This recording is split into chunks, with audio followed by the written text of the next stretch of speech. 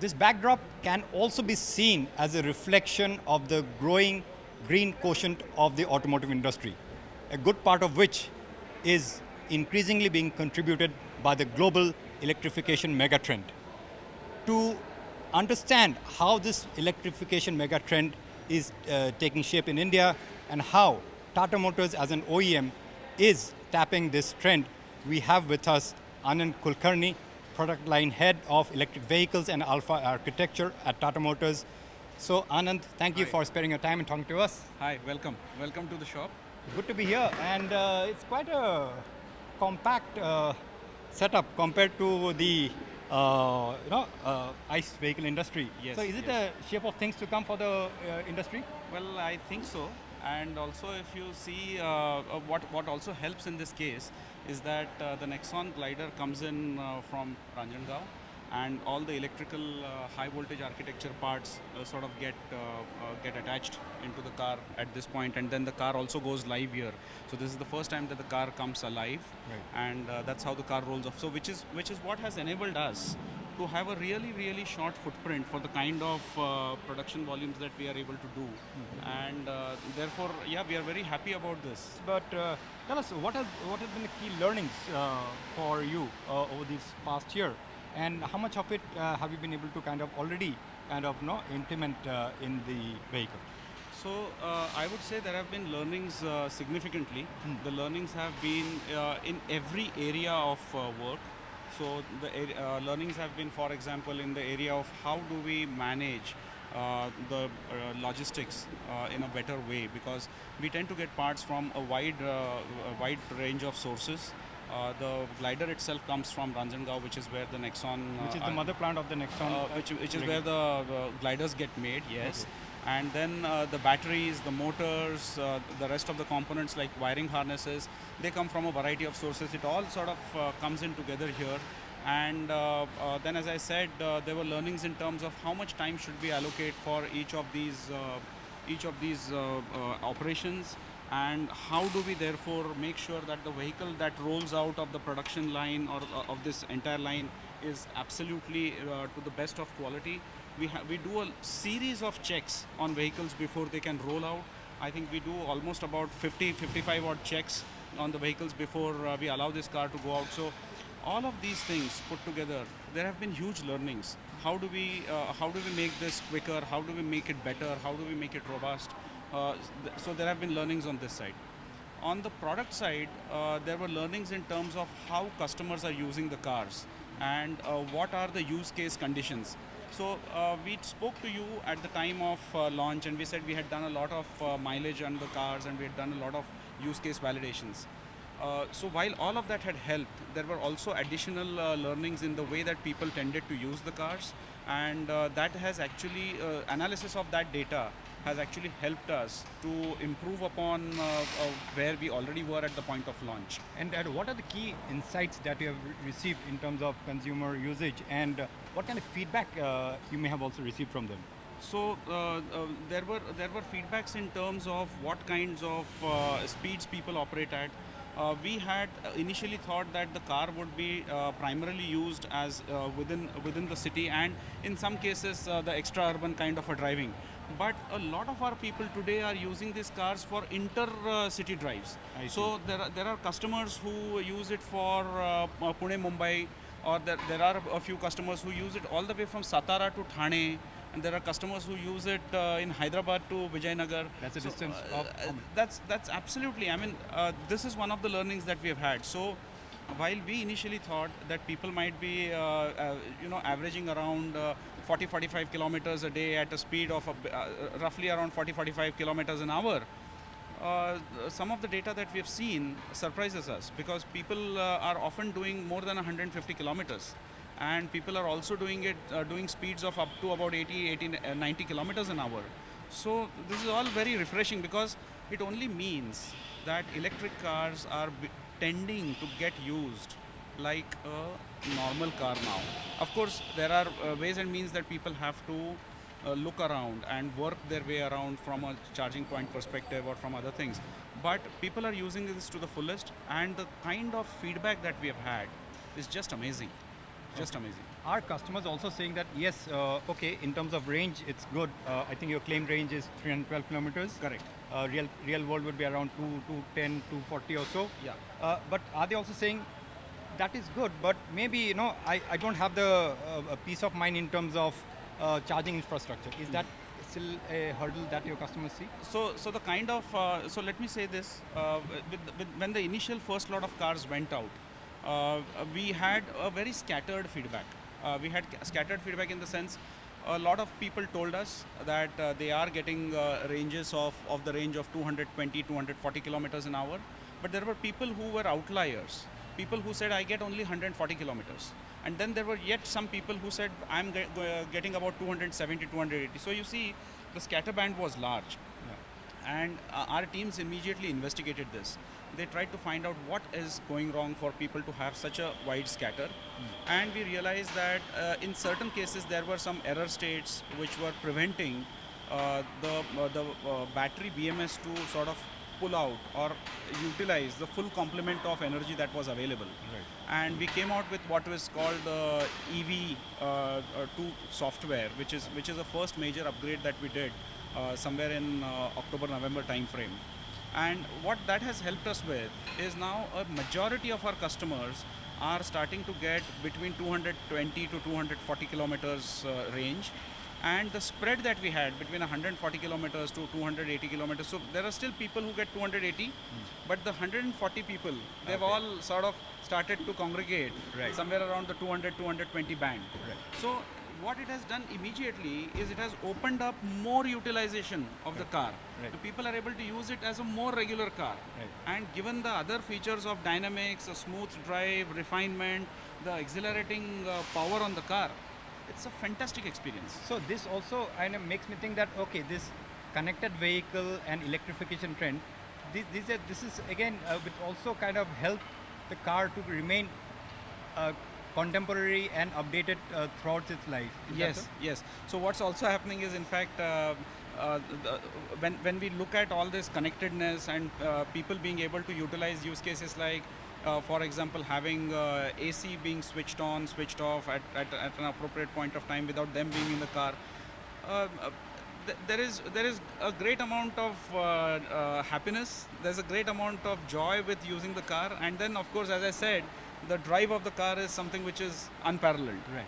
So that's about the car, but this manufacturing setup that we Yeah. see here, Yeah. and we're just a little while ago we were talking about how by the kind of nature of the industry, you'll have a relatively more compact footprint, manufacturing footprint for EVs. Yeah.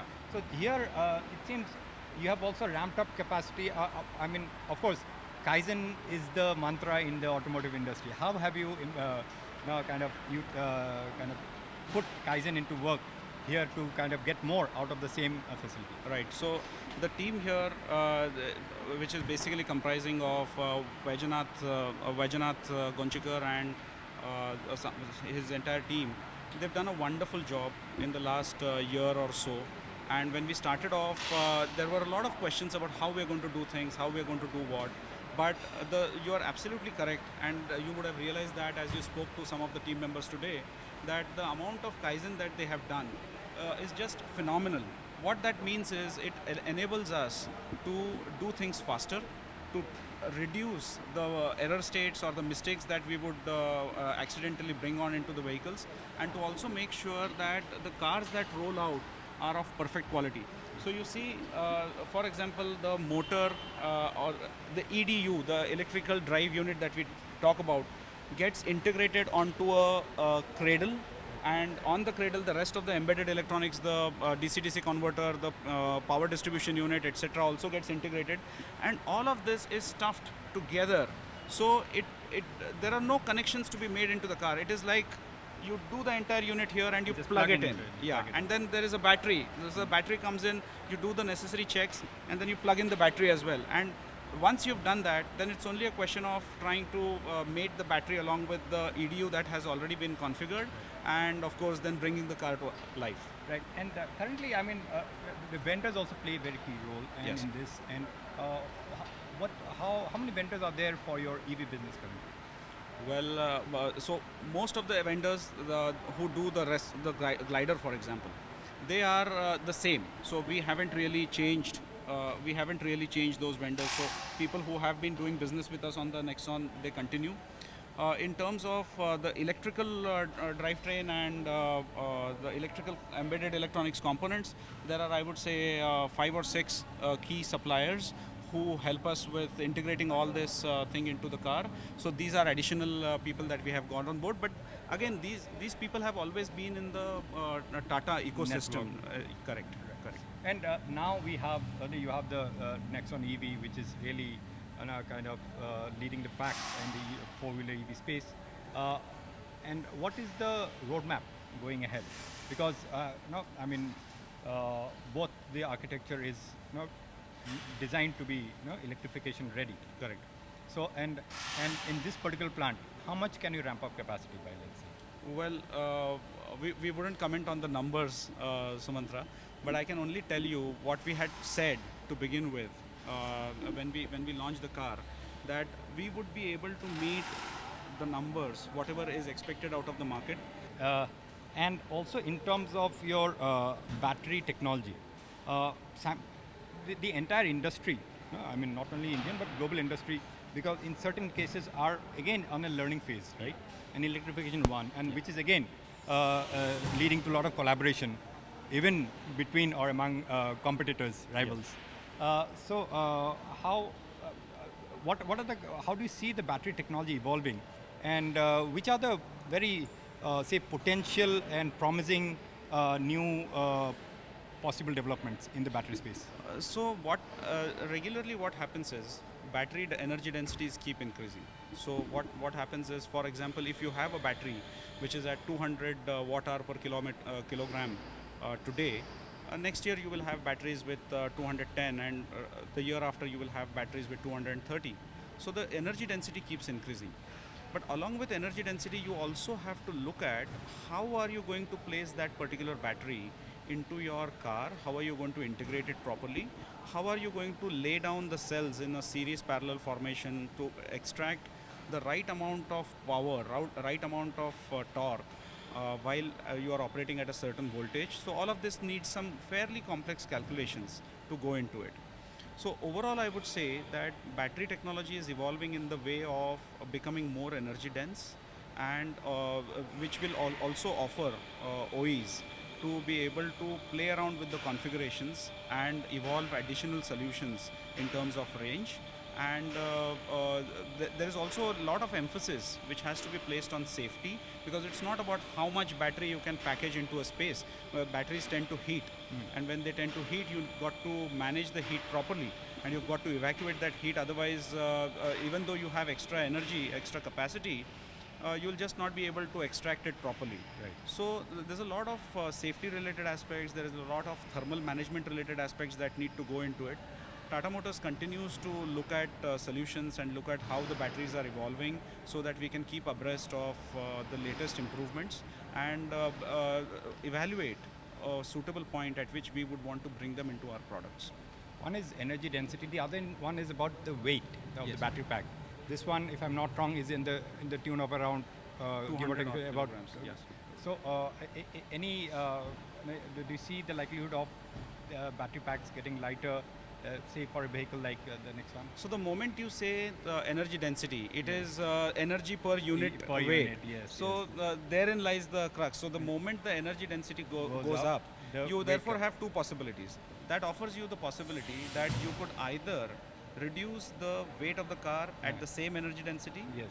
or you could increase the energy density Yes. or energy content at the same weight. Same weight. So either of these possibilities exist. We will try and take it depending on the use case. We have always said, even at the time of launch, that it's not about how much energy you can package. It's about what kind of use case would you like to unlock, what kind of customer preferences are there, how do you bring accessible products in the hands of the customers, which is precisely what is one of the success reasons for the Nexon EV. Right. And would that be the core focus area in terms of keeping the giving the affordability, keeping the would affordability of Tata EVs be the topmost So point in terms of when you're developing a new product? There would also be an important thing in terms of the innovative features that we do. How do we bring more efficiency? How do we bring more innovation into the car? How do we do more energy dense motors, more energy dense batteries, all of this. And of course, then the part is how do we bring all of this at a point which is easily accessible. Going forward, I think it's absolutely going to be a fantastic situation.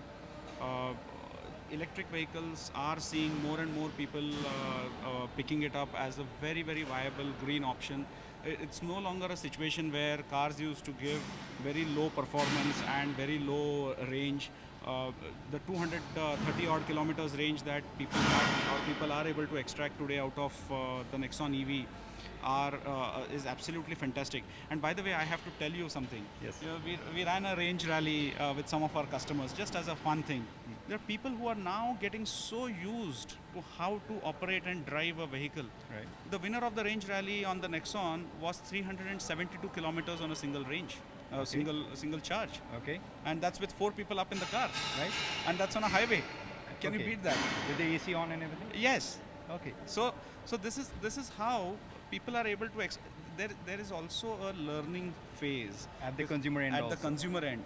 I think we are also seeing, along with better adoption, the consumer starting to understand how cars need to be operated, how the electric cars need to be operated, and this can only spell a fantastic future for electric vehicles. Okay, on that positive note, Anand, thank you very much for sparing your time and having this very insightful conversation. Always a pleasure talking to you. Thank you, Sumatra, and thank you for coming down. It was lovely talking to you as usual. I'm glad to be here and always enjoy visiting a plant. And now this is also a kind of a learning experience for me of Yes. visiting an EV plant here. Thank you so much.